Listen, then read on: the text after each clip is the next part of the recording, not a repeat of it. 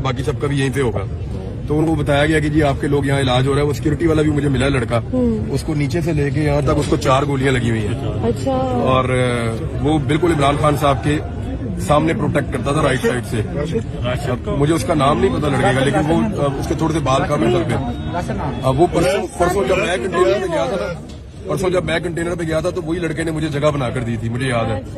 तो वो मुझे अंदर मिला, बल्कि व्हील चेयर पे उसको लेकर जाते तो उसने मुझे आवाज दी।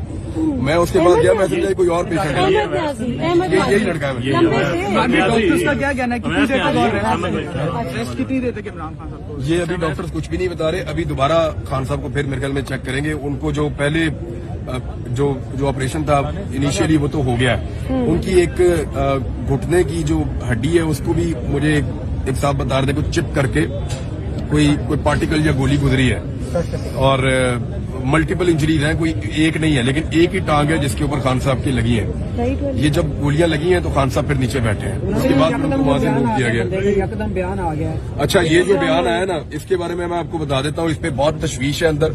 आईजी पंजाब भी था, सीसीपी लाहौर भी था, वजीर आला पंजाब भी था। वजीर आला पंजाब का और बाकी लोगों का जो वो था बड़ा नॉर्मल तरीके से वो कर रहे थे। उसके बाद जो पीटीआई के लोग वहां मौजूद थे बतौर सहाफी, मैंने भी कहा कि ये कैसे हो सकता है कि इतने हाई प्रोफाइल केस के अंदर आप एकदम जो है वो एक बंदे का बयान आप वायरल कर दें। पुलिस की तो ट्रेनिंग ये है कि इसकी कमीज उतार के इसके मुंह पे डाल दो। तो ये बाकायदा जो शुबा है वो ये है कि इसका इंटरव्यू करवाया गया कि इतने हाई प्रोफाइल केस के अंदर आप एकदम जो है वो एक बंदे का बयान आप वायरल कर दें। पुलिस की तो ट्रेनिंग ये है कि इसकी कमीज उतार के इसके मुंह पे डाल दो। तो ये बाकायदा जो शुबा है वो ये है कि इसका इंटरव्यू करवाया गया, करवाकर इसका इंटरव्यू किसी को भिजवाया गया। उसके बाद अप्रूवल ली गई। अप्रूवल लेने के बाद इस इंटरव्यू को जारी किया गया। It's a big game. बाकायदा तोते की तरह रटाया हुआ इंटरव्यू था उस बंदे का। और ऐसा कभी नहीं होता, उसके मुंह में डाल रहा था। ऐसा कभी नहीं होता। मुझे आप बताएं कि कब ऐसे हाई प्रोफाइल हमले के बाद मुलजिम को पकड़ के उसका इंटरव्यू लिया गया।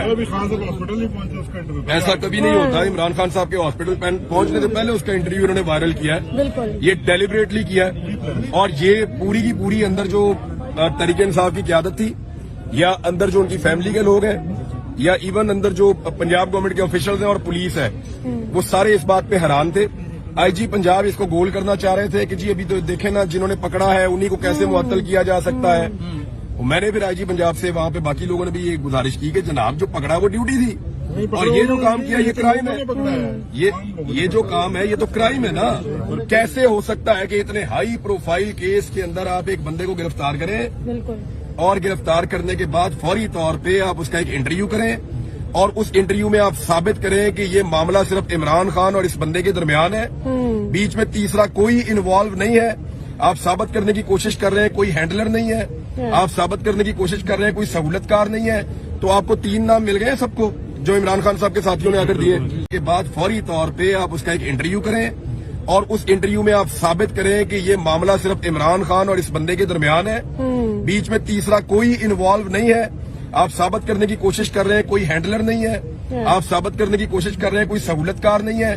तो आपको 3 नाम मिल गए सबको जो इमरान खान साहब के साथियों ने आकर दिए। स्टेटमेंट में क्या क्या नाम दिए हैं अंदर जो डिस्कस हुआ? हाँ जी, कौन कौन है? मेजर फैसल, हाँ, मेजर जनरल फैसल उनका नाम दिया है, और शहबाज शरीफ का नाम दिया, और राणा सनाउल्लाह का। राणा सनाउल्लाह ने अभी स्टेटमेंट दिया था कुचलने का इमरान खान को, और ये चंद दिन पहले उन्होंने ये धमकी दी है जान से मारने की। उसके अलावा शहबाज शरीफ का भी उन्होंने नाम दिया है, और ये तीनों नाम अब आपके सामने हैं। किसमें देखें, ये फौरी तौर पे होना ये चाहिए कि इस बंदे को लाहौर शिफ्ट किया जाए, बिल्कुल, और इसकी इंक्वायरी यहाँ आईजी ऑफिस की ज़ेरे निगरानी हो और तमाम फैसिलिटीज प्रोवाइड की जाएं। जियो फोरेंसिक पूरी तरह होना चाहिए। देखिए, पुलिस के पास वो वसाइल नहीं है जो पाकिस्तान की इंटेलिजेंस एजेंसीज के पास हैं।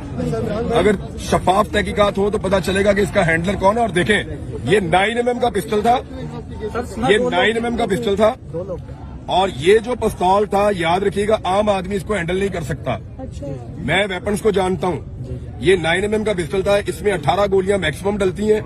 अगर आप इसके ऊपर छोटा मैगजीन लगाएं तो नॉर्मल मैगजीन 18 गोलियां इसके अंदर डलती हैं। दूसरा, ये ऑटोमेटिक था, یہ پاکستانی پسٹل ایسے آٹومیٹک نہیں ہوتے. یہ آٹومیٹک پسٹل اس کی ہینڈلنگ